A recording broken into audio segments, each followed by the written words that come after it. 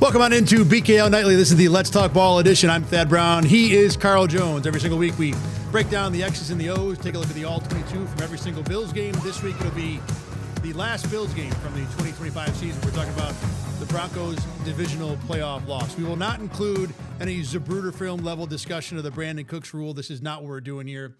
What we liked, what we didn't like from the game. And as always, Carl, we start on offense, as we almost always do, and as we also almost always do, we start with the quarterback. And this was one where the film did not really tell you anything different that you didn't see on Saturday night. Josh Allen looked bad when we saw it the first time. He looked bad when we saw it the second time, too. Yeah, that wasn't the situation that you needed your quarterback to probably have his worst game of the year. And I know the narrative floating around there that, Josh isn't this as a playoff quarterback, yada, yada, yada, letting people down. I think multiple things can be true at once in this world that we want to live black and white. Oh, my gosh, there is nuance involved in these conversations. Josh Allen was spectacular this season, and he's the only reason that he even had a puncher's chance in that game to get to that point in Saturday against the Denver Broncos. Having said that, when you have a quarterback of that magnitude who commands that much money, who is that fantastic, was the best player on planet Earth for the better part of 24 months now, you can't put the ball on the ground 4 times. You can't skip a few balls on the ground on screen passes. You can't miss Dawson Knox for a game-winning touchdown. There's just so many examples, and there were a couple throws where he maybe could have threaded the needle there, but he turned it down. And listen, I get it. The circumstances around him weren't great. When you are constantly under duress with a great pass rush, your brain short circuits a lot. We talk about that a lot on this program. But he picked a bad day to have a bad day, and I think that's just where it lands with 17. And that's the thing. It wasn't even like he was under duress the whole game. I thought the offensive line on the whole played fairly well. Not all of them. We'll talk about one guy that I thought did not have a particularly good game in this one. But there were throws to be had. And even on the Dawson Knox miss, Brandon Cooks is also open on the left side of the field. And it looks like that Allen is trying to go low to high. Kincaid's covered. He goes to Cooks further down the field. Cooks is a throw he could have made. Okay, you don't want to. That's fine. By the time he gets to Knox, it's 3 seconds in, he's got traffic in the pocket. I mean, that's not because the protection's bad. It's because the quarterback is not processing fast enough. He had a couple misses that didn't burn them because they scored a touchdown later on the drive anyway. But it was just over and over and over, not just the plays that stuck out, the small things, the decisions. And to your point about the fumbles, look, people have talked long about how Josh Allen is a great playoff quarterback because he doesn't turn the ball over. But what he does do in the playoffs is put the ball on the ground. He just got fortunate in that those fumbles weren't being recovered by the other team. That luck ended against Denver. There really isn't much more reason to harp on it. It really is. We kind of talk a lot on this program about how sometimes the film is better or worse than what you saw. No, it was exactly what you saw. There really is nothing else we can add. It was bad on Saturday. It was bad when we watched it again later. The thing that stuck out to me that I thought was noticeably good in this passing game was Brandon Cooks. And as much as he's been a factor, we've talked about it as, look, he's good, but he's just better than what's around him. He was flat out good in this game. He cooked Pat Surtain on an early possession for a third down conversion. Now, Surtain, I think, was in more of a trail look there, so it's not quite one-on-one, but he's still winning the route. He was open way more often than he wasn't. It got to the point, Carl, where I'm like, wow, yeah, there are receivers in the league that do get regular separate. This does happen to other teams. And for once in this game, it happened for the Bills. The fact that he trusted him more than anyone else this entire season says a lot about the guys they had in that room. Says a lot about how they utilize some of those players as well. We talked about it. But just the juice that he brought to the table stood out from every other player they had on the team. Even McCole Harmon, I know he is straight line fast, but he doesn't have the same get up in and out of breaks like a Brandon Cooks does. That third down rep was flawless. I don't care if it's Pat Surtain, Trey White, Christian Benford, or me in my 27-year-old state with my bad hamstrings. He was amazing on that rep. Obviously, the catch, no catch in overtime is his own thing. But the fact that he's able to get down the field with that giddy up says something in his own right. It's unfortunate that it took them until week 21 or whatever it was to find a guy who had that type of juice. But it was encouraging to see at some point this season, hey, the Bills got a receiver that can win one-on-one. You're right, though. The hands were a bit of a question. That was the play at the end of the game is a unique one, but he had a number of plays through the year which were kind of double clutch catches, didn't quite hold on, had the one he dropped early in the New England game on the road. So the hands weren't great, but the separation was there. And like I said, it was mind-boggling to be like, wow, there are receivers who can do this on a regular basis because Cooks did it in this game. Anything else with the passing game in particular for you before I move on to the run game a little bit? I think this is a good opportunity for me to say what I thought about Joe Brady, and I guess you can tie it with pass and run. I thought I was going there anyway, so go ahead. man, I thought he actually called a good game. I truly do. Mm-hmm. When you talk about the circumstances that he was under, with his run game that was cooking early on, but it's not his fault that James Cook puts the ball on the ground. It's not his fault that his quarterback treats the ball like a loaf of bread right before half. It's not his fault that his quarterback underthrows an interception driving into the red zone. The end of the game interception is his own thing. It's not his fault that Khalil Shakir completely butchers a chip route where he literally puts a turbo up Nick Benito's butt and leaves Deion Dawkins no chance to make that play there. That's not Joe Brady's fault that his slot receiver failed in that department. And Josh honestly didn't help there with his drop that was probably a little too far deep. So I think that I thought he caught a good game. There was a couple screen passes where he's saying, listen, I know our guys can't win against pass Surtain. Let's get the ball out quick and make these guys tackle, get these guys on the perimeter. How many plays did you see James Cook one-on-one for Surtain? That's exactly what you draw up all during the week. I want number 4 up against a cornerback. We know cornerbacks don't want to tackle like that. So I know we've been critical of his play or his call this for majority of the year. On that day, Joe Brady was a big reason why they even had a fighting chance in overtime. I think it might have been his best game of the year. I think top to bottom. All the things you said, and let me pile on that. Some of the designer stuff was really good in this game. The 3rd and 5 run for Josh Allen out of 0-1 formation that we haven't seen all year. That's exactly what you want your offensive coordinator to do. Give me something we haven't shown all year that we can convert a money down with. And he gave it to you. It was an easy conversion. The guy has now 3 hook and laterals that have worked in the same season. I don't know anybody who's pulled that off. And this was not only, look, he did it, but he did it in the right spot. The first 2 were on 4th down. This was 2nd down. This was a little different look with the running back leaking out of the backfield. He also won with Curtis Samuel, a couple stop and return motion plays. The first, the one that Josh Allen threw over Samuel's head, I don't know who the defensive back was. I think it was McMillan. He almost like gave up on the play. He's like, I'm out. I got hosed on this one. I'm done. So this was over and over and over. There were a couple things I quibbled on late. Like I think in overtime, they ran a 2-man route with Keon Coleman and Dawson Knox. And I'm like, you're not winning with those guys. But for 97.6% of the game, this was an exquisite piece of work from your offensive coordinator, and Joe Brady deserves his flowers for that too.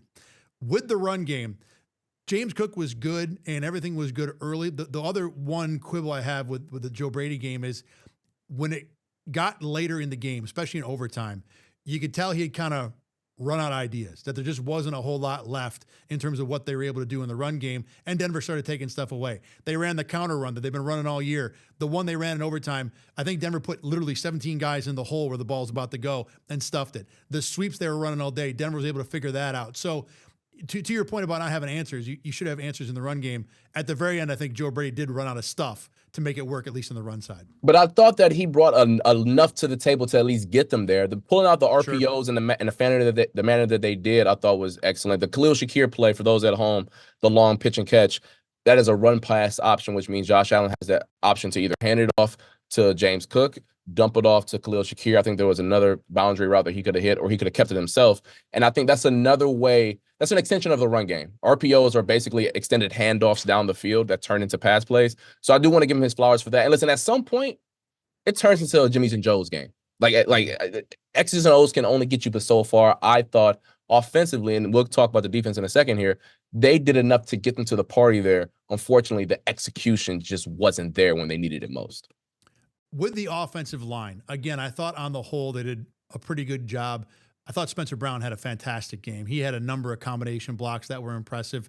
The one guy I want to call out, though, a little bit is Deion Dawkins, who I charted him for 8 pressures allowed, which the way I chart it is a ridiculous number. A large number of them, it wasn't like he's getting beat and allowing a defensive end to come scot-free on Josh Allen.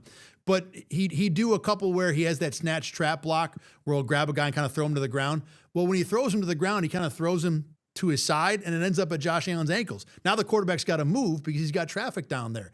It just felt like Deion Dawkins could have been, with some of these blocks, a little more, I don't know if the right word is effort, but certainly make further sure that you're preventing the defender from getting anywhere close to the quarterback as opposed to just throwing him down with the snatch trap. And then there was one late in the game where he'd been seeing a bull rush all game from Nick Benito. They bring another guy, and I think it was Tillman, who just jukes around Deion and creates an immediate pressure. There was a run rep late in the game where it's a sweep going away from him, and backside pressure from his side really makes the tackle. There just were little things where you expect an 8-year left tackle who's a former captain, leader on the team, to be a little more aware, a little more on the ball, because when you go to overtime and lose, those little things matter. It's funny because heading into the year, we made an argument that that's probably we probably didn't put them over the Eagles, but like that's the top 3 tackle pairing in football with him and Spencer Brown. And I know Spencer was banged up for back half of the year, but I still think he played well considering that he had one shoulder by week 12 or whatever it was. Those two were supposed to be the pillars. And listen, they were excellent in the run game, but in the games where we talk about matchup fight, like college football, I'll equate this to college football for a second here. When Ohio State plays their roster, there are only like 2 games that you say there are matchup games, where there are games where, hey, you're playing against somebody that is your equal. What are you going to do when it matters most? And I thought there were 3 or 4 games where the tackles had equals. You think about the Texans game. You think about the Eagles game. You think about the Broncos game. And I felt as if more often than not, they lost those battles. Most in particular, like you just mentioned, 73 just didn't have his best showings in those games. Yeah, you go back to the Texans game. I thought he was not very good. I mean, both tackles were not very good in that game, but there was a lot from Deion, and we brought him up from time to time on this show, not necessarily being bad, but not living up to what we would expect from a guy who's been to multiple Pro Bowls, or a guy who's done it at a high level. And look, he's into his 30s. Maybe that's a part of it, but this was overall just not a very good year from Deion Dawkins. And this playoff game was kind of the perfect summation of that. He was still good on the whole, but what you need out of that guy in at that level, in that spot in the season, you just did not get. Anything else from you on the offensive side? No, I thought Kincaid played well. I mean, a hell of a pitch and catch on the touchdown in the 4th quarter. Good to see him healthy, but like we talked about ad nauseum, I just don't know how he fits big picture and what you want to do when a tight end can't do half of his job, which is blocking. But we'll talk about that. We got a whole offseason for that. I'll tell you what, though, he actually blocked fairly well in this game. This might have been one of his better blocking games, and I'm glad you brought him up because that jogged my mind for something else. We talked all last week about how without Gabe Davis and Terrell Shavers, how the Bills going to block with receivers. Curtis Samuel had a nice game. Curtis Samuel had a few, especially he did stick his face in the fan. Yeah, he did. Yeah, where he was really effective as a blocker. All right, defensive side of the ball. And I want to start kind of at the very end of this game because of how the Bills played the second half. First half, it wasn't very good. They allowed the 20 points. It wasn't terrible. It wasn't very good. Second half, they come out and it is attack, blitz rundowns, blitz on pass downs. And the Broncos had nothing for it. And then on that final drive, you get into the first 3rd and long, the one where Nix is going to hit the 25-yarder to Cortland Sutton. They show blitz and back off, which I was not a huge fan of, but whatever. The part of that play that really hurt to me was a guy that we have been lauding all year long, or at least I thought, Cole Bishop. It felt like he crept up and tried to attack the 6-yard route on 3rd and 12 and got beat over his head for 25. Yeah, I think that's how I saw it as well. It just can't happen in that moment, especially a player that you count on. And I know he's in year 2, but I think for my money, if someone were to tell me who's most likely to be an all-pro next year on the Bills defense, it would probably be 24. I mean, he was that impactful the back half of the year. But in that moment, you needed him to just do his job. Got a little greedy. You rally to that you rally to the short stuff on 3rd and long. You make sure that you keep the top on everything else. So when you watch it live, you don't think much of it, but then it takes 2 seconds to see it on film in the all-22. You're like, God, man, you bit the cheese. You were like the rat in the restaurant, man. That's exactly what they wanted you to do. They wanted you to get that cheese. They trapped you, hit it right behind you for the first down. Just can't happen in that spot.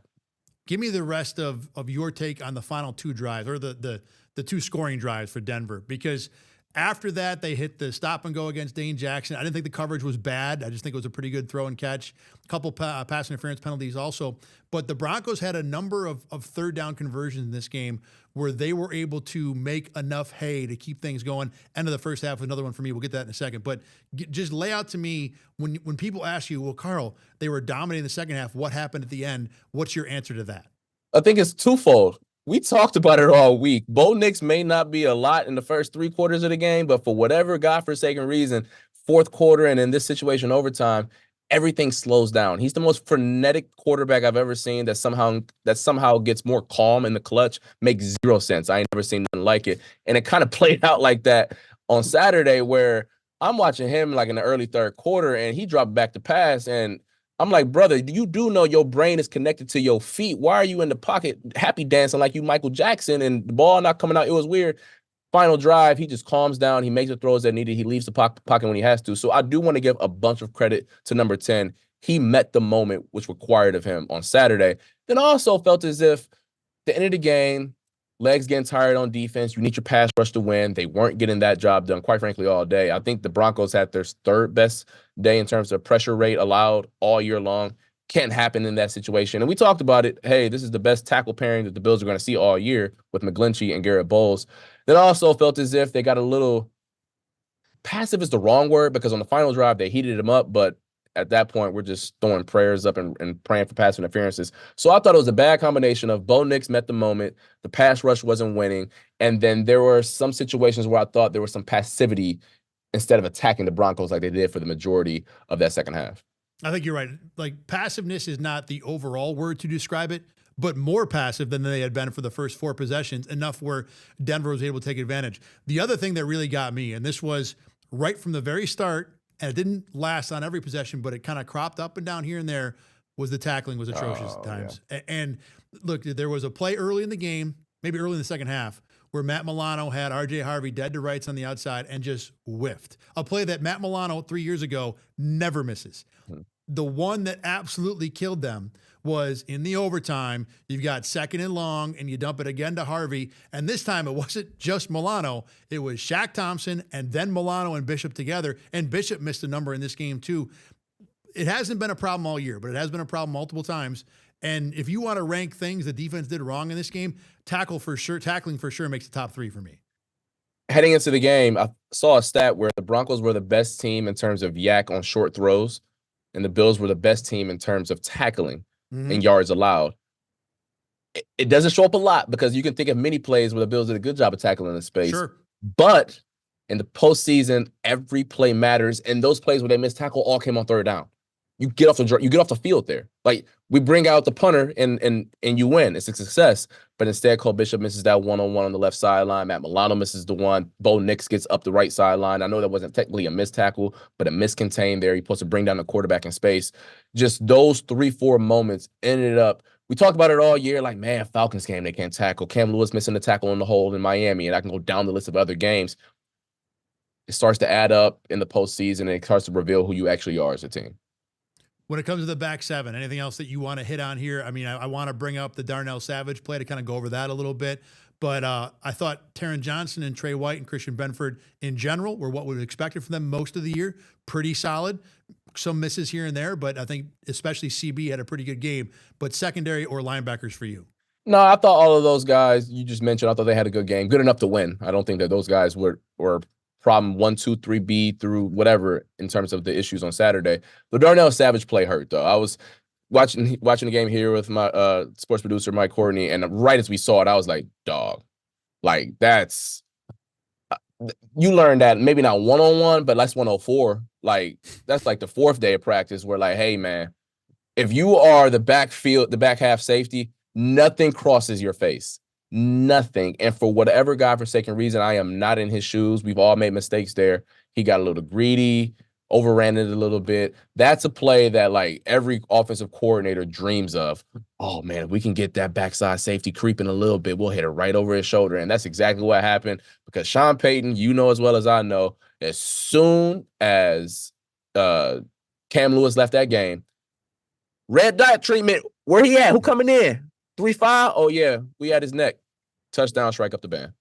It wasn't even like he overran it a little. He overran it a lot. He attacked it in a way that I didn't understand why you're doing. Now, look, any number of things could be going through his head. Correct. He's trying to make a big play on a big team. He's in there all of a sudden, a couple plays, trying, like you said, being aggressive.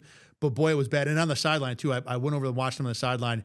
He had hands on helmet. I felt bad, because this is a guy trying to make a career, and he knows how bad that mistake was, and it was pretty awful for sure.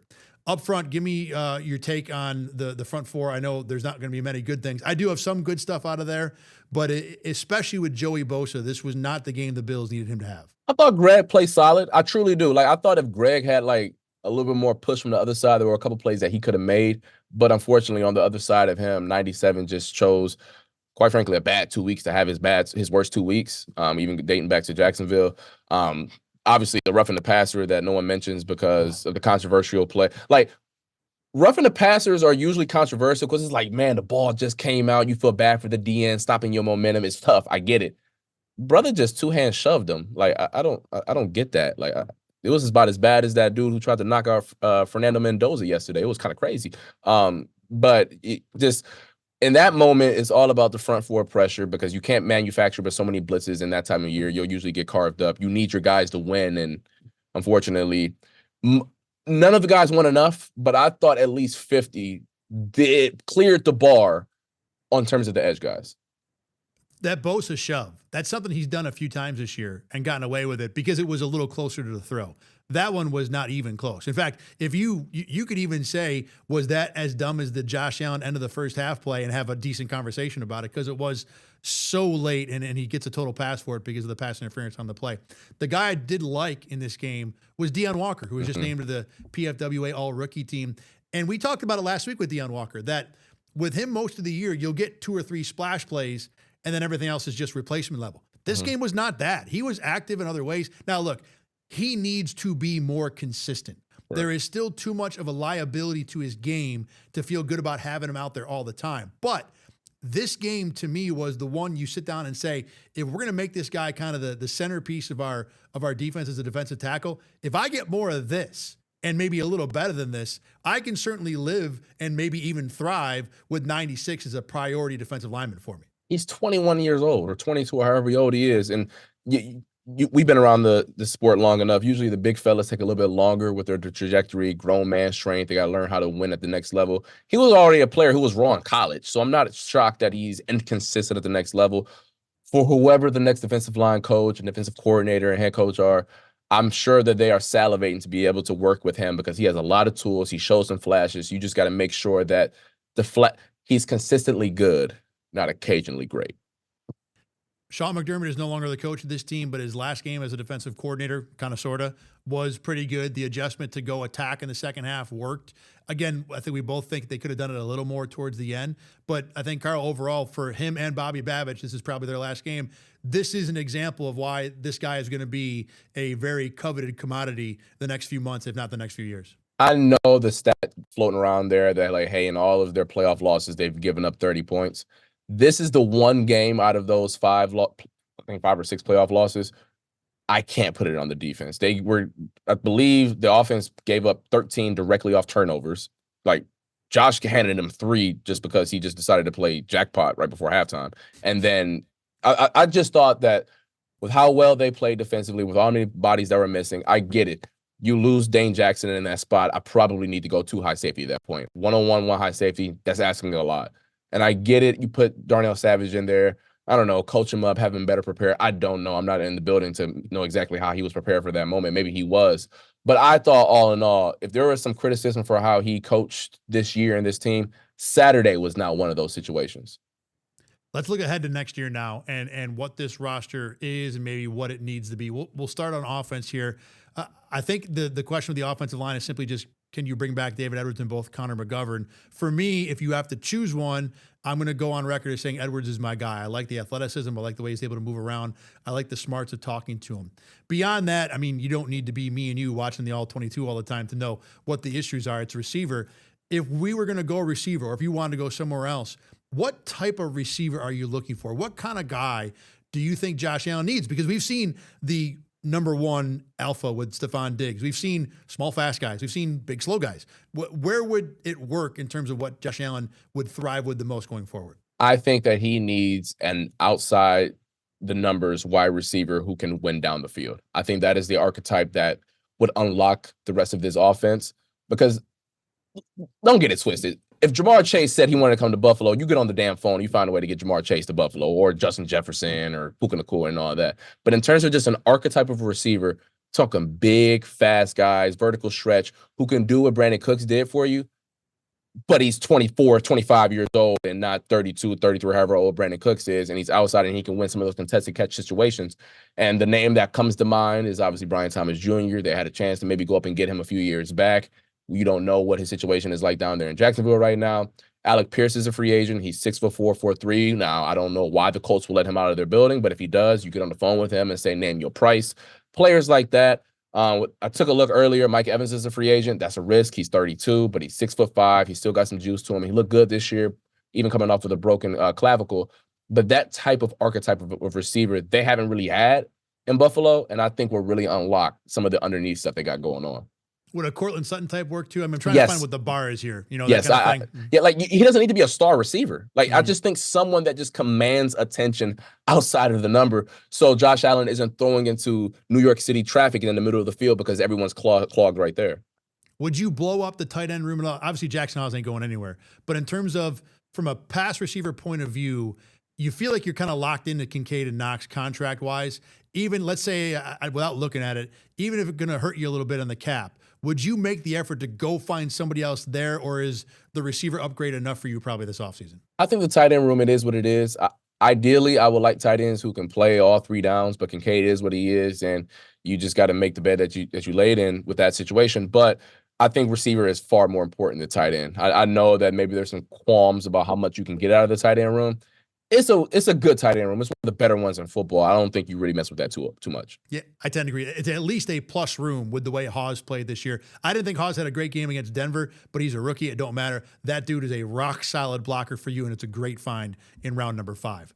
Flipping to the defensive side of the ball, I'll start with this and tell me if I'm wrong. I think the secondary is good. I wouldn't even touch it. I think Rapp, assuming he comes back healthy, and if that's a question, then they'll have to address that. But Bishop, Taryn, Trey White with Max Hairston on the other side, assuming he develops year 2. Christian Benford. I don't even. I don't feel like I need to do Cam Lewis as your kind of do it all your replacement guy. I wouldn't touch that at all. I think that you maybe want to get some competition for Rapp though, because lower extremity injuries are always unique with skill position guys. And then the Taron Johnson situation. I know they technically pushed his money forward, so he probably is on the team contractually. But even some competition for him for whenever that cliff comes, because I saw the play dip a little bit this year, but I still feel comfortable with him as a starter heading into next year on paper. Good point on seeing the play dip a little. I agree with that. What do we do at linebacker? Because Terrell Bernard is in theory the athletic archetype you want. Shaq Thompson, that dude found the fountain of youth this year. I'm not going to totally just shove him out the door. Matt Milano is not under contract next year, and the contract they built was probably such that he was not going to be back next year. I think that might be okay considering his age and his injury history. Dorian Williams is a fine backup, and that's it. Where would you go at that spot? See, I think when the next coach gets into the building, defensive coordinator, whoever it is, they're going to look at the secondary and be like, oh yeah, these archetypes fit no matter what the system is. I feel much differently about the front 7, most notably at linebacker. You mentioned Shaq Thompson. You mentioned Terrell Bernard and Matt Milano. Who is to say that the next head coach wants linebackers who are all outside of Shaq sub 225? Like you asking me, do I want them back? Who's the DC? I don't know. Right. Like there are certain DCs out there who have non-negotiables and say, hey, listen, you got to clear a certain height, weight, and speed threshold. Buddy, you got to eat a couple PB&Js to play on my team. So I don't know. Like, if this was Sean McDermott's team, I think you would feel comfortable with moving Bernard over to Will, making Shaq your Mike, and then drafting a linebacker if and when one of those guys get hurt. But a DC coming in here, like for example, I'm trying to think of a DC who probably like the Chiefs, for example. They love bigger dudes. Drew Tranquil, big dude. There's one of their Neil Schnall, big boy. What if that type of DC says, yeah, TB, I'm sorry, you got to play safety for me. You too small. So I can't sit up here and tell you who fits going forward. All right, we don't have time to get into the defensive line any more deep, I think, or any deeper, but I think it's easy to say that lots of guys, lots of better guys. Yeah. I mean, I know they spent a lot of draft picks on it last year. 10 seconds. Number 1 priority. Like closing your eyes, it doesn't matter who's on the board, whatever. The Bills should take what in round 1 this year? Wide receiver. Yeah, I'm there too. I think all things being equal, that's the way I'm going to go. All right, that's going to do it for us for this season. We appreciate everybody who watched and listened on YouTube, on Spotify and Apple Podcasts. This show will be there. All the rest of our shows will be there as well. We will do more shows in the offseason. Me and Carl do like to get into the draft and watch some of that film and talk about those guys. Won't be on a regular basis, but there will be more of the Let's Talk Ball editions of BKL Nightly during the season, and BKL Nightly in general will be on 2 times a week during the offseason for sure. So, for the last time in the 2025 season, my name is Thad Brown. His name is Carl Jones. Thanks very much for watching the BKL Nightly Let's Talk Ball edition, and we will see you again in 2026. Get the Rochester First streaming app today for everything you love from News 8 On Demand, plus exclusive shows you won't see anywhere else. Search ROC and download for free on Roku, Amazon Fire, and Apple TV.